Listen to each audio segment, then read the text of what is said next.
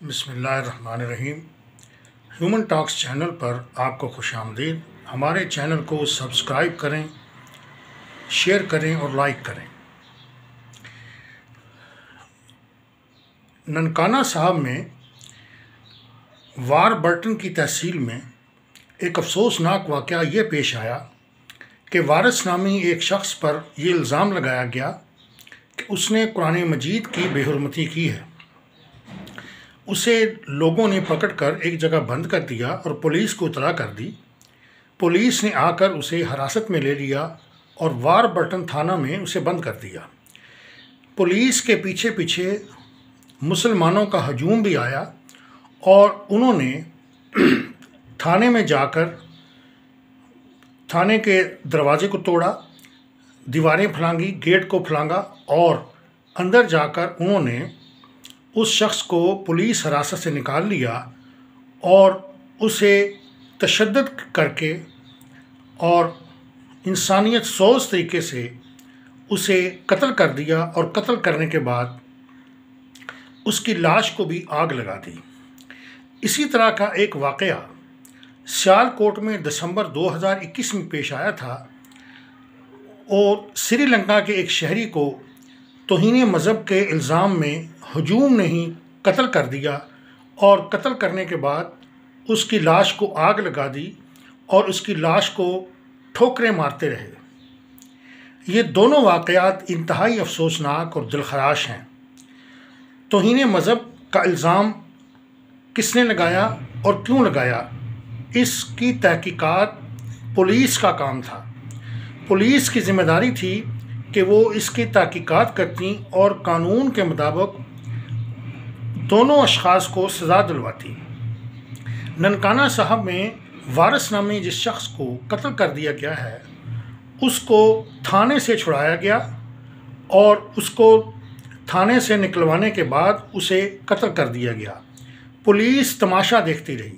یہ پولیس کی ناکامی تھی۔ پولیس کی ذمہ داری تھی کہ وہ اس شخص کی حفاظت کرتی، مگر پولیس نے اس سلسلے میں ناکامی اختیار کی۔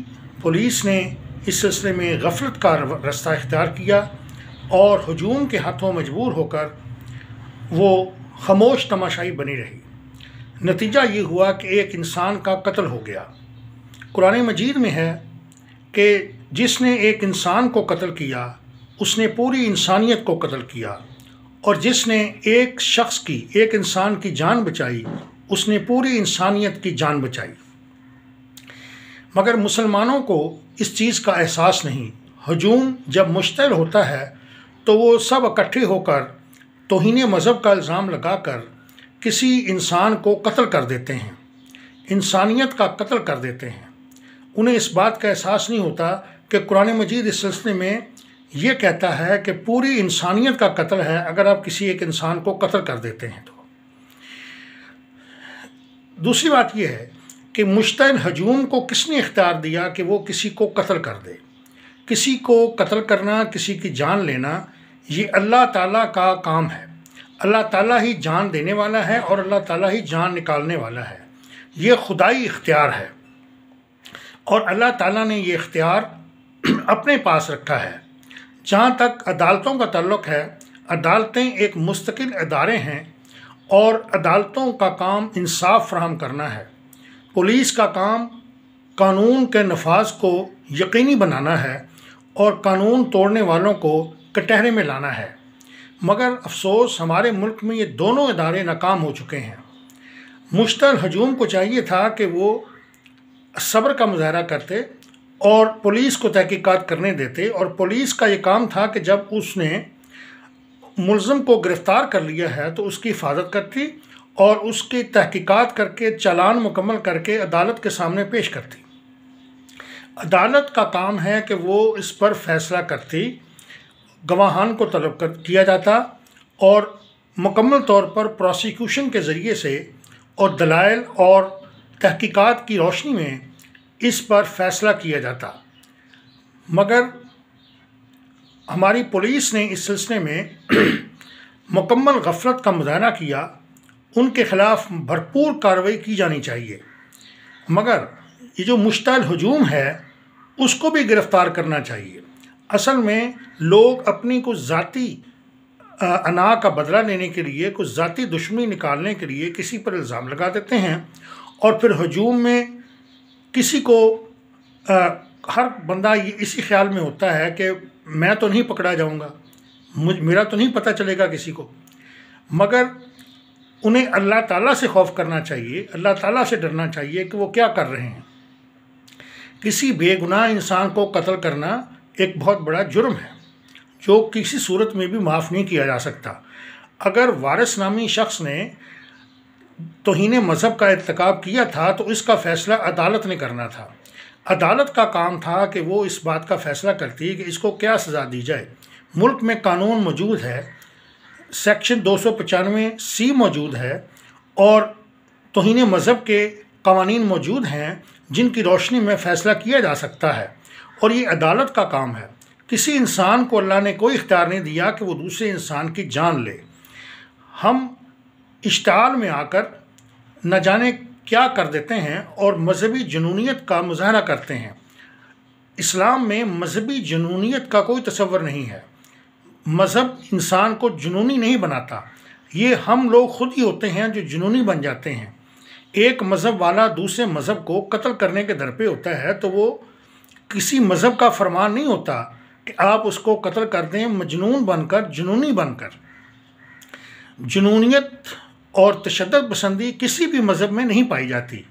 یہ ہم لوگ ہیں جو اپنے اپنے جذبات میں آ کر، اشتعال میں آ کر اور اس طرح کے کام کرتے ہیں کہ جو مذہب کے مخالف ہوتے ہیں۔ یہ مذہب کے منافی ہے کہ آپ کسی کو قتل کریں، کسی پر تشدد کریں۔ موب وائلنس کے ذریعے سے سری لنکا کے ایک شہری کو بھی قتل کیا گیا، اور موب وائلنس کے ذریعے سے ہی یہ وارڈ برٹن میں ننکانہ صاحب میں ایک شخص وارث کو قتل کر دیا گیا۔ ان دونوں جانوں کا کون جواب دے گا؟ ان دونوں قتلوں کا کون جواب دے گا؟ یہ ہجوم والے ہی جواب دیں گے، پولیس والے جواب دیں گے، اور ملک کو چلانے والے جو انتظامیہ ہیں، جو حکمران ہیں، وہ اللہ تعالیٰ کو جواب دیں گے۔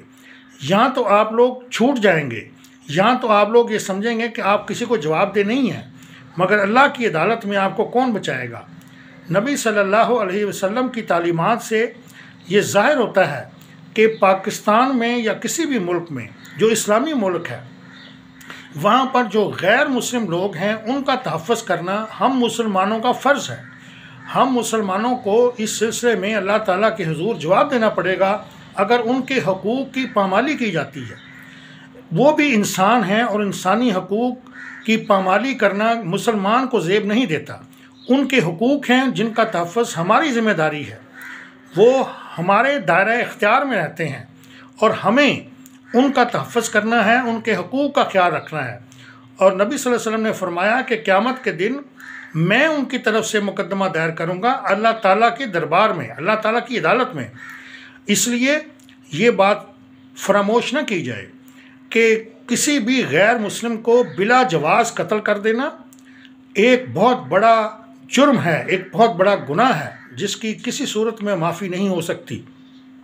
یہ قابل معافی پارڈنیبل اوفینس نہیں ہے، یہ پارڈنیبل گناہ نہیں ہے، اس پر اللہ کو جواب دینا پڑے گا۔ تمام مسلمان اس بات کو ذہن میں رکھیں کہ اگر آپ کسی کو توہین مذہب کرتے بھی دیکھیں تو آپ کا کام یہ نہیں ہے کہ آپ اس کو قتل کر دیں، اس پر فائرنگ کر دیں، اس کو تشدد کا نشانہ بنائیں یا اس کی لاش کو جلا دیں۔ آپ کا یہ فرض ہے کہ آپ اس کی اطلاع پولیس کو کریں، اور پولیس کا فرض ہے کہ وہ اس کو بحفاظت تحقیقات کے بعد عدالت میں پیش کرے، اور عدالت کے میں موجود جج صاحبان اس کا فیصلہ کریں۔ کسی بھی غیر مسلم کو بھی اجازت نہیں دی جا سکتی کہ وہ مسلمانوں کے مذہب یا کسی بھی دوسرے مذہب کی توہین کرے، اور مسلمانوں کو بھی یہ زیب نہیں کہ وہ کسی دوسرے کے مذہب یا مسلک کے حوالے سے کوئی ایسے الفاظ استعمال کرے، کوئی ایسی حرکت کرے جس سے دوسروں کی دل آزاری ہو۔ ایک دوسرے کا مذہب کا احترام کرنا بہت ضروری ہے، ورنہ معاشرہ طوفانی طور پر تباہی کا شکار ہو جائے گا اور معاشرے میں امن اور سکون ختم ہو جائے گا۔ اس لیے وہ لوگ جنہوں نے وارث کو ننکانہ صاحب میں قتل کیا اور سری لنکا کے شہری کو قتل کیا سیالکوٹ میں، انہیں خدا کا خوف کرنا چاہیے اور اللہ کی عدالت میں پیش ہونے کے لیے تیار رہنا چاہیے۔